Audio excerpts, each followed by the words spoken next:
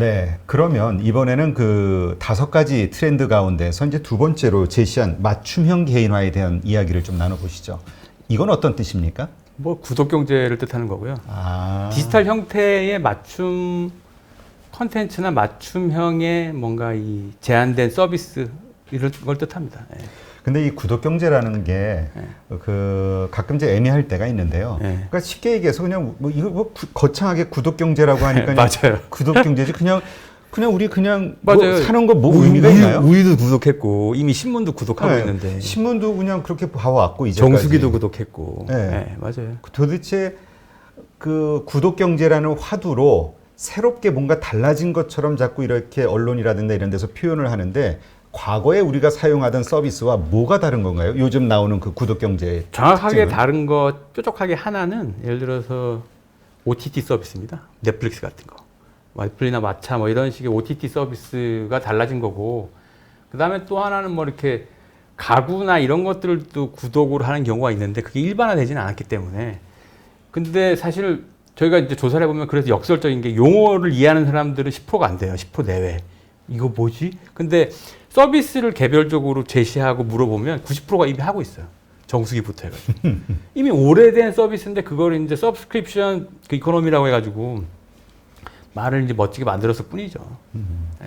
근데 기본적으로 이런 서브스크립션, 그러니까 이것이 시작된 곳들이 뭐 예를 들어서 미국이라든가 네. 인구가 기본적으로 받쳐주는 곳에서는 네.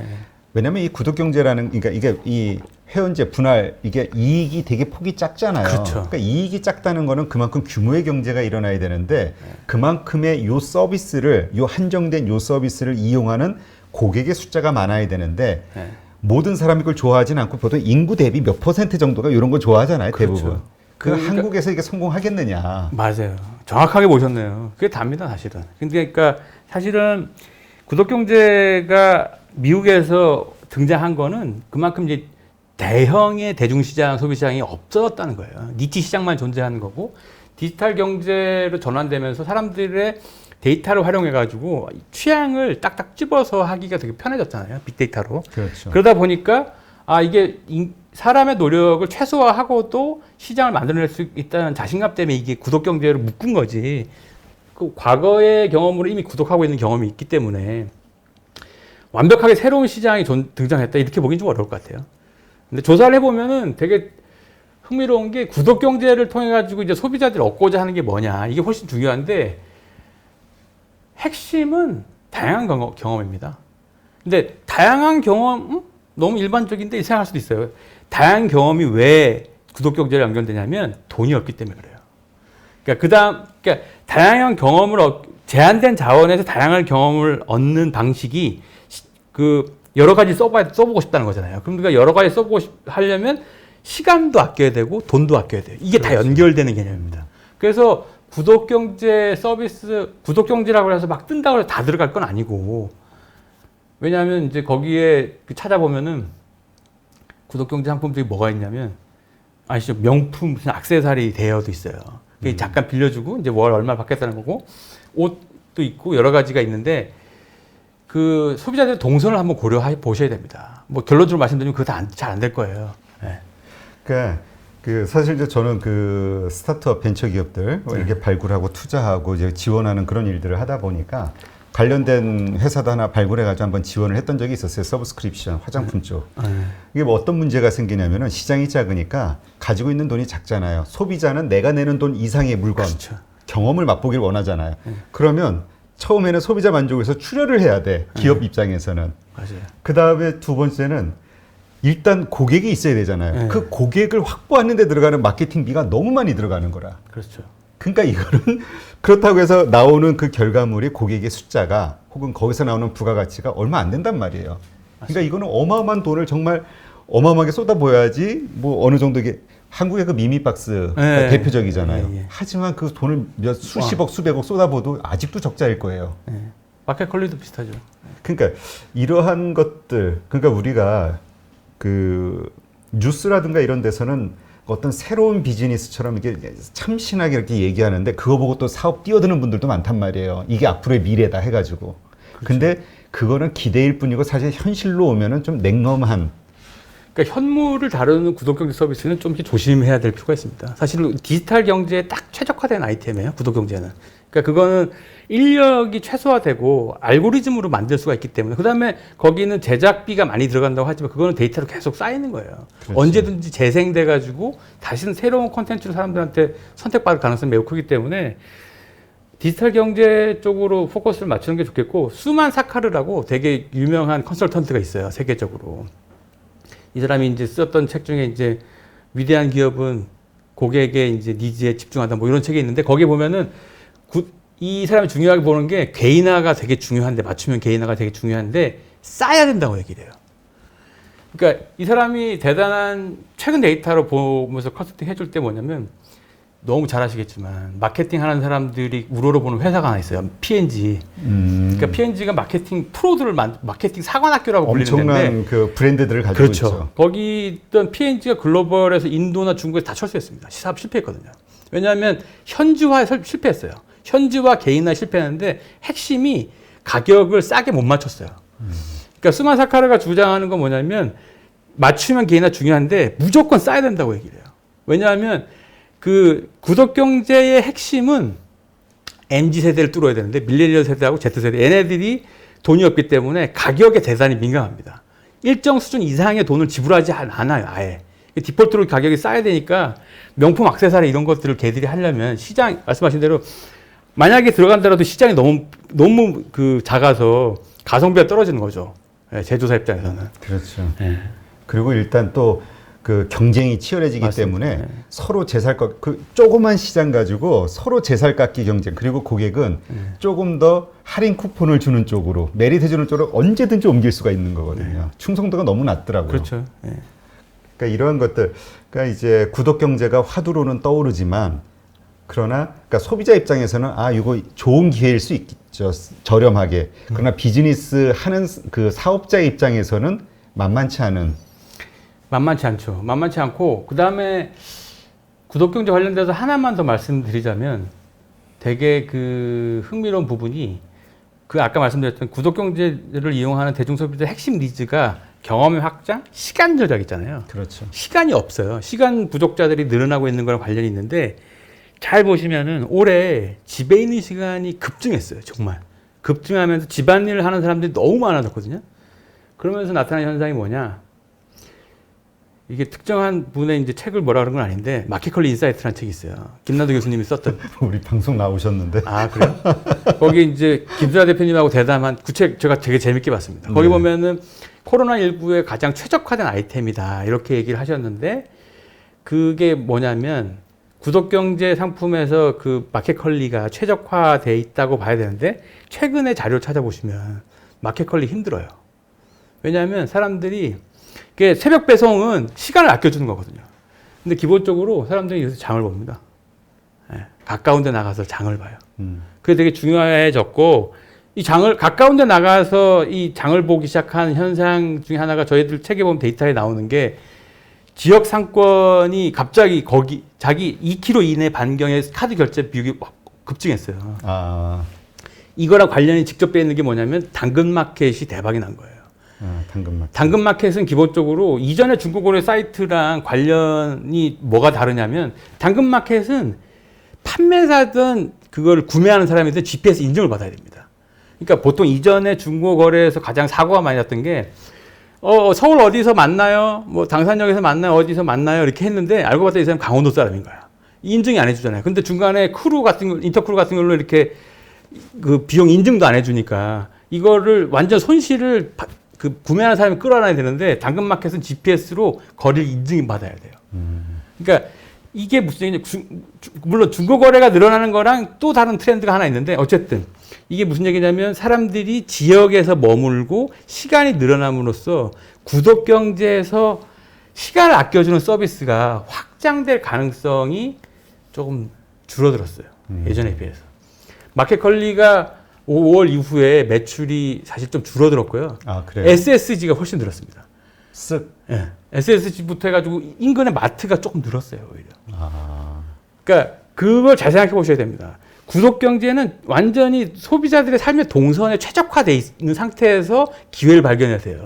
상당히 되게 어려운 시장입니다. OTT 말고는. 네, 그렇군요. 알겠습니다. 그럼 이번엔 이제 재택근무와 관련해서 한번 이야기를 나눠보시죠.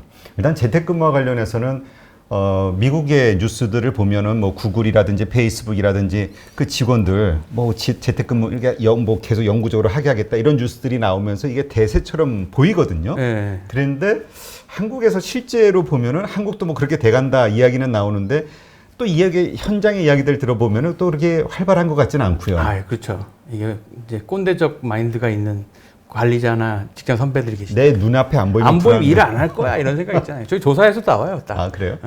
그러니까 안 보이면 나는 일을 잘하겠지만 얘들은 안 할 거야라는 생각이 이제 임원이나 사장들은 한 40% 이상 해요. 근데 대리나 사원급은 15%입니다. 이게 무슨 얘기냐면 나는 하지만 얘네들은 안 보이면 일 안 할 거야 생각하는 후배들은 이 생각이 아주 강하게 있기 때문에 재택근무가 쉽지 않죠. 근데 지금 어쨌든 이 코로나 때문에 계속 많은 사람들이 한 곳에 모이는 이 행위 자체를 자꾸 이제 좀 피하려고 하는 거잖아요. 그렇죠. 정부에서 집에 머무르게 하는데 강제적으로 외부에 압력이 들어오니까 이거는 회사의 선택 사항이 아니라 어쩔 수 없이 거기 들어가야 되는 상황이 됐기 때문에 되게 힘들어졌어요. 그러면 이 재택근무를 한다는 것 자체는 거스를 수 없는 대세 아닌가요? 근데 이제 말씀하신 대로 거부 반응이 있는 게 저항이 있는 게 이제 그런 심리, 관리자들의 걱정. 그러면 그러한 걱정을 해소해 주는 어떤 프로그램이 됐든 회사가 됐든 그런 서비스가 됐든 이런 것들이 나오는 어떤 계기가 되지 않을까요? 그러면 일단 재택근무하는 사람들과 재택근무 경험이 없는 사람들의 근무 경험들이 어떻게 차이 나냐, 실제로 재택근무해 본 사람들의 마인드가 어떻게 차이 나냐, 요거를 조사해 본 게 이제 책의 내용인데 네. 그게 되게 흥미로운 게 일단은 재택근무를 경험해 본 사람들은 심리적으로 좀 여유가 생겨요. 훨씬 더 높습니다. 그게 근거가 뭐냐면 잠을 좀 더 자요. 출퇴근 시간이 주니까. 그다음에 집안일도 좀 많이 하고 그다음에 집에서 쉬는 시간도 늘었습니다. 밥도 다 챙겨 먹어요. 그러니까 일단은 삶의 어떤 라이프 스타일의 밸런스가 좀 더 그러니까 좋아졌어요. 예전에 비해서. 그래서 심적 만족도가 높은데 만족도도 한 84%예요. 엄청나게 높아요. 그러니까 사실 이게 만약에 활성화되면 이제 건널 수 없는 강을 건너는 건데 그런데 그럼 일의 내용에서 어떠냐? 일단 그냥 보다시피 면대면 상황 줄어들었습니다. 보고 줄어들었고 회의 안 하고 확 줄어들었는데 뭐가 중요해졌냐? 이메일이나 이렇게 메신저 같이 그러니까 근거를 남기는 방식의 소통을 무조건 해야 돼요. 여기에 부담을 많이 느낍니다. 그러다 보니까 무슨 얘기냐면 업무 내용을 굉장히 명확하게 들어야 돼요. 상사가 불편한 이유가 거기 있습니다. 야, 그거 상사라고 해가지고 일의 방향을 뚜렷하게 아는 경우가 사실 많지 않잖아요. 얘도 상사도 되게 걱정이 많지만 이게 뭔가 정확한 지시를 해주기에는 좀 애매한 불확실성이 많잖아요. 근데 어쨌든 그 스트레스를 상사는 넘기면 안 돼요. 내가 일을 명확하게 디렉팅을 해야 되기 때문에. 그렇죠. 어쨌든 후배 입장에서는 일의 명확성을 요구하고 그러니까 명확해졌다고 인식합니다. 그리고 개인 시간을 훨씬 더 효율적으로 사용하게 돼요. 상사 눈치에 탈 감정 노동 안 하게 됐어요. 그렇죠. 왜냐하면 상사 눈치를 봐야 되니까 일 안 하다가도 하는 척해야 되고 뭐 그렇죠. 여러 가지 불편한 게 있죠. 이게 다른 원격 근무랑 재택 근무는 뭐가 좀 다르냐면 뭐 유연 근무는 많이 하는데 예를 들어서 사무소를 다른 데서 한다거나 이런 경우랑 재택 근무는 일의 내용 말고는 완벽하게 분리된 공간이에요. 이건 내가 통제 가능한 공간이고 집은 여기는 눈치를 봐야 되는 공간이잖아요. 그러니까 일의 내용만 공유가 되는데 이 성격이 명확해지는 거예요. 그러다 보니까 일의 내용이 명확성 있고 자기 시간을 효율적으로 보내게 되는 경우가 많으니까 궁극적으로는 이제 디렉팅에 대한 새로운 요구를 하게 되죠. 리더십 형태도 좀 바뀌죠. 그렇죠. 그러니까 사실 이게 저는 되게 큰 변화가 되지 않을까 싶어요. 네. 이게 사실 이게 만약에 활성화가 된다 그러면 이 도심에 이렇게 복잡하게 몰려 살 필요도 없는 거잖아요. 그렇죠. 여유 있게 한적하게 그럼 부동산 시세에도 상당한 영향이 갈 것 같고요. 거기까지 갈지는 모르겠는데 어쨌든 그 재택근무는 뭐 여러 가지로 영향을 많이 줄 것 같습니다. 근데 일의 형태나 내용을 많이 중요하게 될 것 같은데 중요한 거는 이제 회사 내에서 위계나 그러니까 중간 관리자에 대한 역할에 대해서 되게 궁극적으로 그러니까 이번에 나온 뉴스들 보니까 네. 이게 사실인지 아닌지 모르겠어요. 나온 뉴스만 보면은 관리자들이, 그러니까 회사 경영자들이 직원이 이렇게 많이 필요 없을 수도 있겠구나라는 걸 그렇죠. 깨달았다. 맞습니다. 그 계기가 됐다는 얘기가 많이 나오잖아요. 거기 저희가 조사한 거에 보면은 회의할 때만 일하는 사람들이 있었구나. 일을 말로만 하는 사람들이 있었구나. 중간 관리자 역할이 정말 필요하냐 이런 고민이 생겼고, 그러니까 여러 가지로 일을 둘러싼 복마전이 싹 사라지는 거예요. 문서나 근거가 남겨주지 않은, 그러니까 명확하게 뾰족한 아웃풋이 없는 일들은 이제 거품이 사라지기 시작하는 거죠. 그렇죠. 왜 일을 위한 일을 만드는 경우도 있잖아요. 내가 뭔가를 하고 있다라는 걸 보이기 위해서. 계속 회의하고 있으면 일하는 것처럼 보이잖아요. 성과가 없어도. 그러니까 이 부분이 사실은 그러니까 이게 그 일시적인 현상으로 끝날 것이냐 아니면 이게 정말 대세로 가는 방향이냐에 따라서 저는 완전히 트렌드가 바뀌지 않을까 싶거든요. 어떻게 보시나요? 제가 보기에는 이미 이제 돌아올 수 없는 강을 건넜다. 요번에 그 나오는 이야기들 들어보니까 사실 우리 정보청사들이 지방에 있잖아요. 뭐 세종시에서 맨날 국회 왔다 뭐 이쪽 시청 왔다 갔다 하고 이러한 행위들이 이번에 이걸로 해야 되니까 비대면으로 이번에 상당히 뭐 개선이 됐다 뭐 이런 얘기도 있던데요. 그 정부 청사, 저도 이제 그런 얘기를 들었고요. 정부 기관에서는 이제 재택근무를 굉장히 타이트하고 잘 관리할 수 있게 시스템을 다 정비를 한 걸로 알고 있고요. SK텔레콤 포함해가지고 몇 개 대기업들은 이미 재택근무 형태로 완벽하게 다 준비를 한 걸로 알고 있어요. 클라우드부터 해가지고 보안까지 다. 이렇게 되면 관련 연관업체나 이런 것들도 다 받게 됩니다. 저희도 재택근무 형태로 처음에 설왕설래 하다가 이게 만약에 코로나 이후에도 이 변종 어떻게 생길지 모르고 갑작스럽게 출근하지 못하거나 건물이 폐쇄되면은 못 나오잖아요.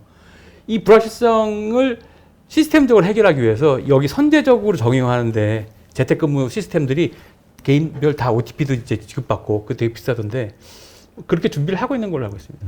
근데 그렇게 해도 비용이 좀 나간다 해도 사무실 비용을 줄이는 거에 비하면 훨씬 경제적이라는 이야기도 있고요. 그러니까 부동산 관련돼서는 그것도 이제 확장돼가지고 제이슨 쉔커인가 거기 그 코로나 관련돼서 그분 책이 제일 많이 팔렸을 거예요. 어떤? 코로나 이후의 세계인가 하는 책인데 네.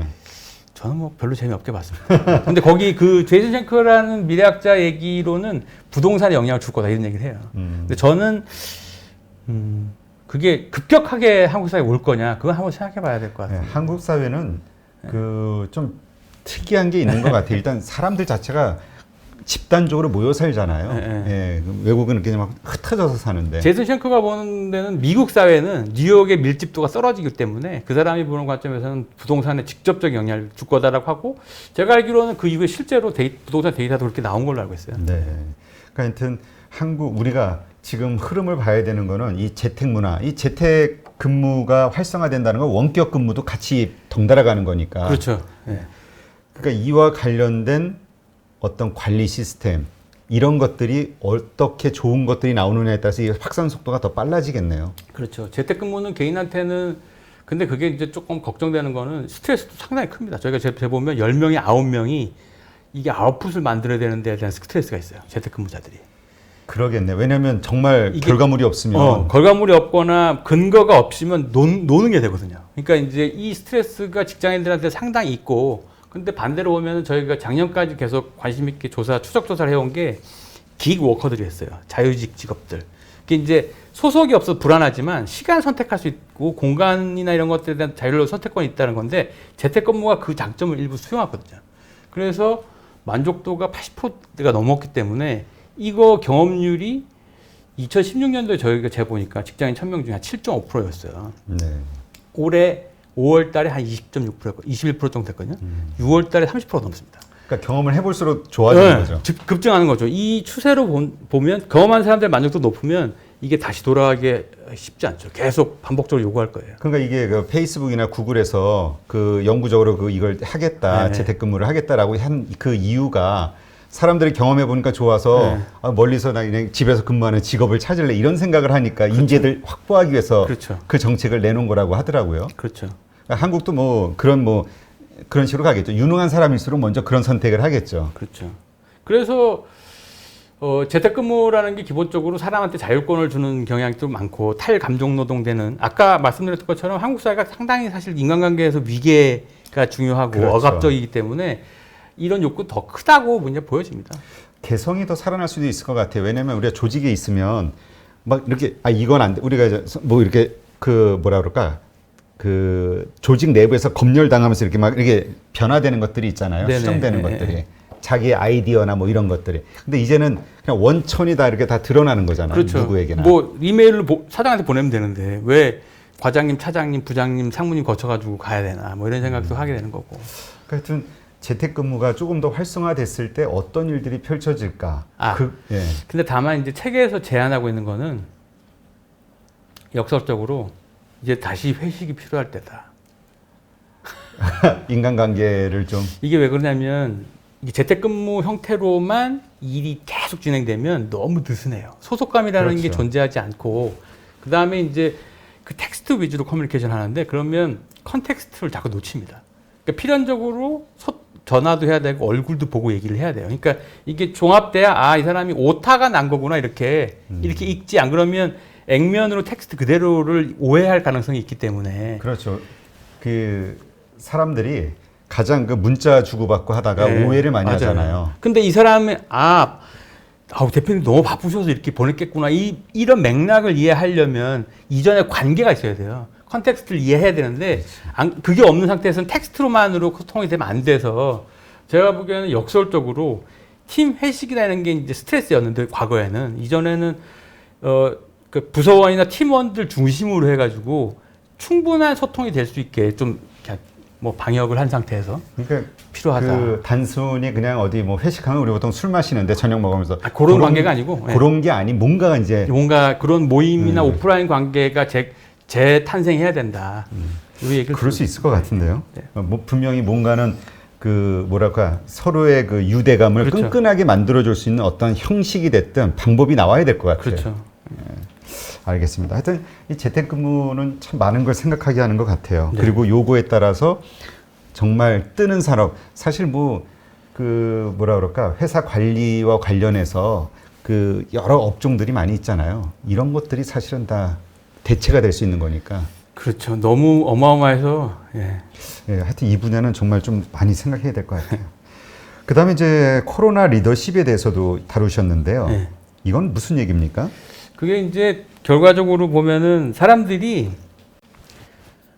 이 불확실성을 해소해 나가 코로나19라는 불확실성을 해소해 나가는 과정에서 리더십이라는 게 결국은 사람한테 영향을 미치는 권력의 형태를 얘기하는 거잖아요. 그러니까 나한테 영향을 미치는 권력의 원천이 뭐지? 이걸 생각하게 된다는 건데 재택근무랑도 연관이 있어요.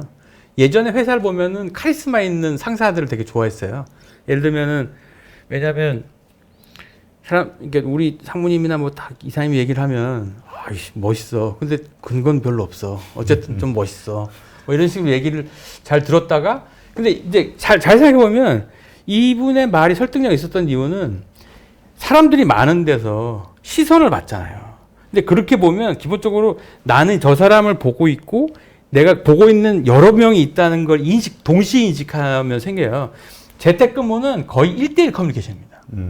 당연히 이 권위가 저렇게 얘기를 할 거면 근거를 대야지 이렇게 이제 상식적으로 이 질문들을 하게 돼 있어요. 그리고 내가 저 사람을 보고 있는 것과 주변 사람들을 못 봐요. 당연히 권위가 무너지죠. 그렇죠. 예. 그리고 그런 것도 있을 것 같아요. 이렇게 좀 일대 다수에게 하는 어떤 커뮤니케이션은 약간 정치적이고 그렇죠. 약간 포괄적인 두루뭉실한 얘기지만 개인에게 할 때는 정말 똑똑해야 될 것 같아요. 왜냐하면 지시가 명확해야 되고 그렇죠. 어떤 이 교정해 주거나 아니면 방향을 잡아주는 것들이 분명해야 되잖아요. 그렇죠. 그러니까 실력이 거기서 확 드러날 것 같아요. 그게 예를 들어서 지금 요 얘기 코로나 리더십 관련된 얘기는 사실은 공공성의 형태의 권위가 어떻게 바뀌고 있는가를 얘기를 한 건데 2015년도 메르스가 처음에 있을 때는 그게 4월 24일인가 첫 환자가 나온 다음에 이분이 5월 20일 날 확진이 됩니다. 아, 그래요? 거의 26일 정도 이분이 막 돌아다니셨는데 이분의 잘못은 아니죠. 5월 20일 날 첫 번째 확진 소식을 질병관리본부에 전하고 무려 2주가 지난 다음에 첫 민관 합동 긴급회의가 발생돼요.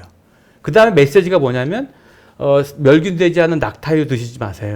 그러니까 낙타고기 드시지 마. 이런 식의 메시지가 보건복지부 산하에서 나옵니다. 그때 참 우스갯소리였죠. 이걸 어떻게 받아들여야 되지? 막 이렇게 생각을 했었어요. 근데 올해 2020년 1월 20일 날 질병관리본부에 첫 번째 확진자가 나온 다음에 그날 바로 격상하고 대국민 메시지를 내요. 마스크부터 해서 기침 어떻게 하부터 디테일하게 싹 다.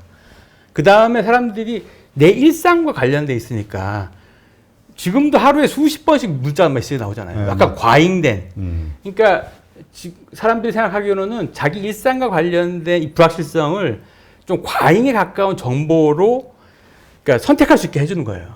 이게 되게 중요한 건데 그러면 사람들한테 미치는 영향이 야, 나를 믿고 따라와 이런 게 아니라 충분히 딱딱하지만 충분하고 빠르고 정확한 정보를 줌으로써 이 불확실성을 낮추려고 하는 거죠. 너가 알아서 조심해. 그렇죠. 이게 이제 공공성에 대한 신뢰로 그때 저희가 측정해 보면 책에는 데이터가 나와 있으니까 그걸 확인해 보시고 상당히 올라갔습니다. 이게 어떤 거에 대한 신뢰가요? 정부의 그 발표나 공공의 정부나 뭐 공공성에 대한 신뢰가 되게 대단히 올라갔어요. 이게 정치에 대한 관여도도 확 높였고 그 일상에서 정치가 나랑 좀 멀리 있는 영역에다가 내 일상에 이걸 보호해준다는 그 평가까지 나오면서 지방 선거까지 이제 총선까지 결과가 미치는 거죠. 네. 하여튼 뭐 재밌네요. 네. 그 마지막으로 필터 버블이라는 네. 주제에 대해서 이야기를 나누시죠. 이건 사실 뭐 우리가 이제 다. 자기가 원하는 것만 본다, 그렇죠. 정보가 들어온다 이 네. 얘기인 것 같은데요. 네. 원래 필터는 다 있어요. SNS나 뭐 이런 걸 중심으로 해가지고 하나의 정보를 찾으면 예를 들어서 부동산 관련돼서 8.15 머니톡 찾아보면은 부동산 상승론 하면 관련돼서 비슷한 주장을 하신 유튜버가 쫙 나오잖아요. 그 얘기입니다. 예, 그 얘기인데 이게 어떤 필터를 거치면서 이게 과잉이 되면 그 생각, 이게 이제 에코 챔버 이펙트라고 같은 소리만 계속 들리는 거죠. 그러니까 이제 생각이 좀 편협해지고 네. 내 생각이 다 옳은, 내가 알고 있는 이야기가 진리인 줄 착각하게 되잖아요. 그렇죠. 예. 그 얘기인데 이게 이제 처음에 말씀드렸던 정체성의 문제랑 붙으면 이게 어떻게 되냐? 그럼 나랑 비슷한 사람들끼리만 있잖아요. 그러면 사람들은 정체성에 대한 욕구가 생기기 때문에 이 사람하고 차별화하고 싶단 말이에요. 그럼 좀 더 극단적인 주장을 하게 됩니다. 그러니까 이런 현상들이 극단적으로 많이 나타나는 게 지금 미국 사회예요. 미국에 보면은 이제 그 피자게이트라고 2016년도에 그 힐러리가 아동성 뭐 착취를 한다고 어떤 피자 가게에서 그래서 한 청년이 총을 들고 찾아가요. 걔 애들을 구해겠다고. 지하실에서 그런 거 한다고 막 거기 돌았거든요. 알고 봤더니 지하실도 없는 피자. 그게 대표적인 가짜였는데 지금도 찾아보면 그걸 믿는 사람도 많아요. 근데 어쨌든 이렇게 극단화되고 있는 것에 대한 영향인데 어쨌든 정보를 객관적으로 판단하기 위해서는 또 다른 노력이 필요하다. 필터 버블은 조금 안타까운 건 뭐냐면 이게 쉽게 없어지지 않을 겁니다. 왜냐하면 SNS를 하는 페이스북이나 유튜브가 알고리즘을 공개하지 않거든요. 그건 절대 공개하지 않을 겁니다. 영업비밀이기 때문에 공개하지 않을 가능성이 매우 높고 그러면 이 필터는 계속적으로 발생하기 때문에 이걸 인식하는 개인이 적극적으로 반대 정보나 균형 있는 정보를 찾으려고 노력하지 않으면 이 안에서 계속 의사결정을 하게 돼요. 그 대표적인 케이스가 주식 투자할 때입니다. 그렇죠. 네, 그러니까 그 안에 돌면 진폴이라고 하는 되게 흥미로운 투자자 한 분이 이분이 사실 안타깝게 2001년도 그 쌍둥이 건물 무너질 때 돌아가셨어요. 거기 네. 계셨던 분인데 이분이 책을 로스라고 하는 자기가 투자 실패 경험담을 쓰게 있는데 여기 보면은 되게 흥미로워요. 왜냐하면 투자 행위는 철저히 객관적 정보로 이렇게 거리를 두고 했는데 그 사람 했는데 이 사람이 성공을 반복하다 보니까 이 투자 행위를 개인화한다는 거예요. 개인화 감정화한다는 거예요. 그러니까 투자 행위로 내 자존감을 평가받는 대로 들어가게 되면 실패를 하면 이게 매몰 비용 때문에 못 나오는 거예요. 그렇죠. 네. 그러니까 사실은 투자 선수들은 전부 다 충분히 고민해서 팔 때와 나눌 때를 딱 정해놓고 기계적으로 팔으라고 그러잖아요. 돈 버는 분들 다 그렇게 하는데 그렇죠. 여기가 내 자존감 문제로 딱 걸리는 순간 이게 이제 필터 버블의 작용까지 고민하면 이게 좀 걱정되는 게 바로 그런 부분이죠. 그 대응을 해야 되는데 네. 그냥 자신이 생각한 게 맞고 맞습니다. 기다리면 맞는 현상이 벌어질 거라고 이제 우기는 거죠. 그렇죠. 그리고 이제 말씀하신 것처럼 그런 그 갈수록 어떤 다른 미래학자들의 이야기를 좀 들어봐도 보니까 대부분 말씀하시는 것들이 세상은 갈수록 양극화되고 그러니까 극단적인 그 분리주의가 막 벌어지게 될 것이다. 그렇죠. 예. 갈등이 그래서 갈수록 심해질 것이다. 그래서 사실은 올해 좀 더 걱정되는 거는 이제 이 비대면 상황에서 갈등을 줄이려면 오프라인에서 사람을 만나야 됩니다. 그러니까 이런 생각도 있구나. 이런 것들을 사실은 사소한 뭐 티파티나 이런 데서 만나다 내가 생각해보지 못한 의견이네, 관점이네. 이런 것들이 우연하게 겹치면서 자기 생각이 조금씩 깨지는 그 자리나 상황을 만들어야 되는데 이게 거의 불가능해졌어요. 맞아요. 비대면 상황이 되다 보니까 필터 버블이 더 강화될 가능성이 매우 크기 때문에 거기에 대한 조언을 저희 체계에 이제 넣은 거고, 극단화되는 되게 중요한 그 루트 중에 하나는 정보를 편협하게 이해하는 거잖아요. 사실 한마디 팁을 좀 드리면 이게 쉽지 않아요. 이게 맞는지 틀린지, 옳은 정보인지 틀린 정보인지도 이게 굉장히 주관적 판단이거든요. 이게 그 시대는 맞았지만 시간이 지나면 이게 다른 거였네라고 나중에 알게 되는 경우도 있고, 그래서 이 주관적 정보를 좀 잘 평가하기 위해서는 저는 이제 습관적으로 주장하고 근거를 좀 구분하려고 합니다. 이 근거만 가지고 합리적인지 판단하시면 돼요. 네. 우리 그 비즈니스 할 때 보통 그런 얘기들 많이 하거든요. 그 사업 계획서 발표하는 친구들한테 투자하기 전에 그거는 기대야 팩트야. 딱 이 질문을 하거든요. 그러면 대답을 잘 못해요. 그러니까 근데 사실 이게 각자가 이러한 습관을 들여야 되는데, 그렇죠. 사실 사람은 편하게 살고 싶죠. 그냥 믿고 싶은 거 믿고 그냥 이렇게 아는 대로 따라가고, 그 외의 변화를 가지려고 하면 항상 뭔가 추고가 들어가니까. 그렇죠. 하여튼 게으름을 좀 탈피해야 되는 게 아닌가. 그리고 하여튼 내가 알고 있는 것과 전혀 다른 반대의 이야기들을 습관적으로 들어보려고 하는 거 말씀하신 그게 전 되게 중요한 것 같아요. 예. 그래서 이 방송이 되게 중요하고요. 다양한 쪽에 있는 분들의 의견을 들어보시는 대표님의 노력도 되게 중요한 것 같습니다. 네, 알겠습니다. 이 방송 보시는 분들도 자꾸 내 생각과는 반대분들 이야기를 하면 뭐 저런 XX가 있어, 저런 엉터리가 있어 이렇게 욕하시기보다 왜 저런 생각을 하는지, 그거에 대한 근거가 뭔지, 그렇죠. 그거를 자꾸 확인하려는 습관을 들이시는 게 좋을 것 같네요. 네, 오늘 이렇게 해서 2021 트렌드 모니터 책의 저자이신 윤덕환 저자님과 함께 여러 가지 살펴봤는데요. 내년도에 발생하게 될 주요 트렌드 몇 가지를 살펴봤는데, 네, 우리가 뭐 다 아는 거긴 하지만 그 아는 거 이상의 그것으로 인해서 파급될 수 있는 그 영향력이랄까, 변화되는 것들이 상당하겠구나라는 생각이 드네요. 네. 네. 네, 오늘 이렇게 좋은 인사이트를 함께 해주신 윤덕환 저자님께 감사드립니다. 고맙습니다. 고맙습니다.